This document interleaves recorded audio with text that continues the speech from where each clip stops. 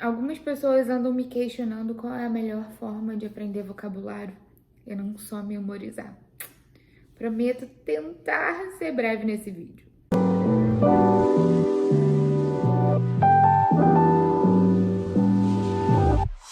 Oi, eu sou a Júlia, professora de inglês e intercambista em Nova York. Nesse vídeo eu venho trazer como você pode aprender um vocabulário de outro idioma.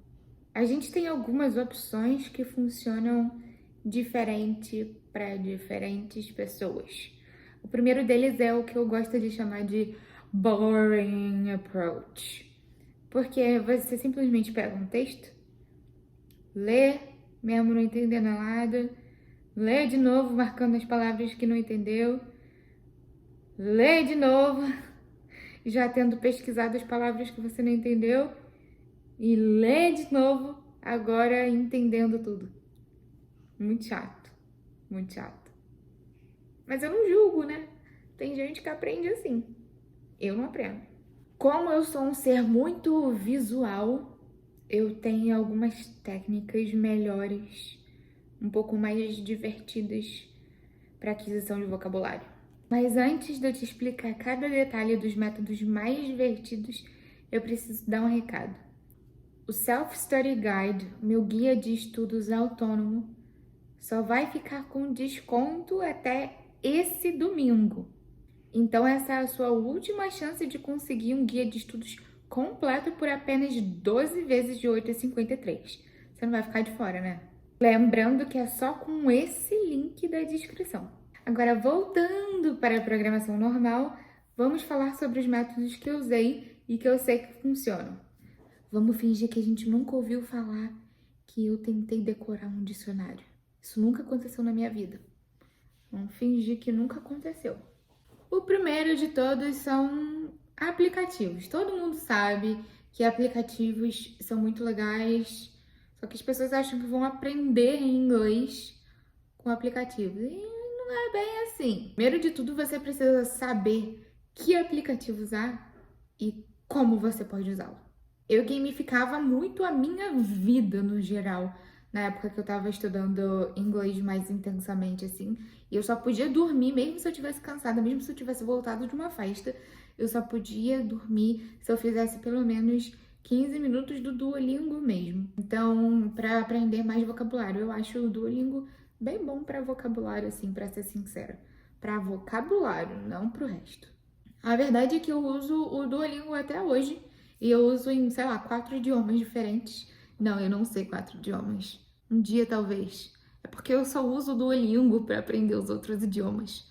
Claramente, não funciona. Mas tudo bem para mim, eu não quero aprender outros idiomas agora porque eu tô focada nos meus projetos de inglês. Então, assim, se você quer aprender mais vocabulário, Duolingo é uma das boas opções, desde que você use tipo de 15 a 20 minutos por dia. A segunda dica é o que eu sempre falo por aqui: contexto, contexto, contexto, contexto. Quando eu aprendo uma palavra nova, eu imediatamente tento fazer uma frase usando aquela palavra num contexto da minha própria vida. Inclusive, no Self-Study Guide, a gente tem uma parte de aprender novos vocabulários que você tem literalmente uma área só para isso, para criar sua própria frase usando a palavra, em contexto da sua vida. E por falar nisso, fazer conexões doidas ou rimas e até musiquinhas também funcionam muito bem. Vai dizer que na época de escola você não criava acrônimos para lembrar tudo?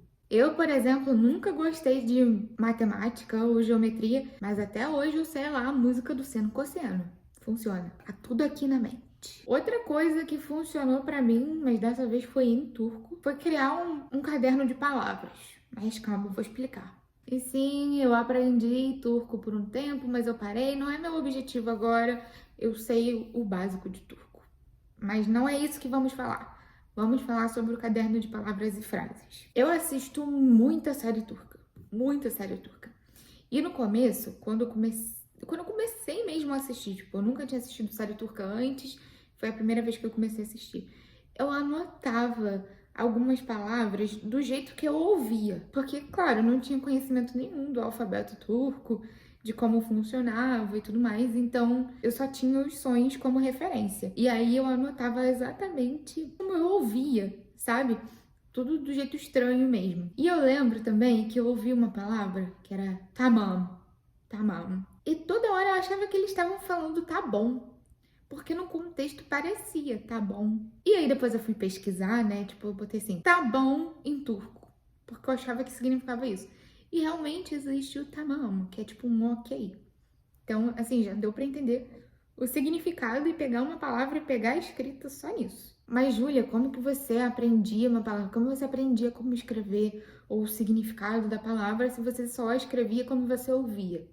Aí que tá o X da questão. Eu entrava lá no Google Tradutor mesmo. Não, eu não indico o Google Tradutor, mas calma. Eu entrava lá no Google Tradutor e aí na partezinha de voz, né, que tem pra você falar alguma coisa e ele transcreve, traduz, eu fui lá e falava. Eu lia o que eu escrevi, tipo, tamam. E aí ele escrevia pra mim, tipo, tamam. E aí eu já, nessa forma, eu já aprendi como escrever a palavra. Depois eu ia em outros tradutores e procurava a palavra em si, tipo, escrevia o tamam certinho e procurava o significado e a frase, enfim. E claro, depois que eu fui estudando mais um pouco, eu fui percebendo que algumas palavras não faziam sentido com os significados em si. Mas isso a gente vê com o tempo. Por exemplo, tinha uma palavra que era avô em turco, e pra mim eu fiquei com aquilo na cabeça. Aquilo é avô, aquilo é avô, aquilo é avô. Mas aí numa outra série se referiam a avô de uma outra forma. E aí eu fui pesquisar, fui estudar mais, e aí eu percebi que em turco a gente tem duas palavras para avô, porque é avô paterno e avô materno. E eles fazem essa especificidade. Então, é mais uma coisa para ficar ligada com o tempo. Mas eu ainda acho que essa dica do escrever exatamente como você ouve e depois ir lá no tradutor falar ajuda tanto na pronúncia quanto no aprender a escrita daquela palavra, porque você não esquece. Eu não esqueço o tamama até hoje. Sei exatamente como que escreve, sei o significado e sei como pronuncia. Enfim, eu nunca esqueci essa palavra, não só essa palavra, mas várias palavras, porque eu acho divertido o ato de, nossa, essa palavra é mó estranho. Se fosse em português, seria escrito assim, ó. Ui, muito estranho. E depois vou lá, tamama, tamam, tamam, tamam, tamam, até sair uma palavra. Funciona, funciona e eu gosto. É divertidíssimo, é tipo assim, muito bom. Fora que eu tô assistindo, né, séries e filmes que já são coisas que eu gosto de fazer naturalmente. Habit stacking, esse é o nome. A quinta dica é você fazer um diário em inglês. Não, eu não tenho mais um diário atualmente, mas quando eu aprendi inglês eu tinha. E precisa ser desses de papel e caneta mesmo, tá? Muita gente faz no computador e pode até funcionar, mas o ato de você escrever te faz lembrar melhor. Porque você fica gastando o seu tempo ali fazendo e aí fixa na mente. Eu tinha muitos diários em inglês, tá tudo no Brasil, né? Porque parecia secreto, sabe? O fato de todo mundo ao meu redor falar português. Tudo bem que meu pai sabe inglês, mas eu sabia que meu pai não ia pegar meu diário. Enfim, eu anotava tudo ali, como eu me sentia, as pessoas que eu conhecia. Ai, nossa, eu anotava tudo de quem que eu tava gostando na época. Eu escrevia tudo em inglês. Tudo, absolutamente tudo, virou parte da minha vida. Sentar, pegar um caderno e escrever em inglês enquanto estava no Brasil. E o engraçado é que quando eu cheguei nos Estados Unidos, eu tentei fazer um diário de intercâmbio, um caderno físico, e aí eu não consegui escrever em inglês porque todo mundo ao meu redor falava inglês. Então eu escrevia em português. Não durou muito porque, não sei, eu gosto de escrever em inglês.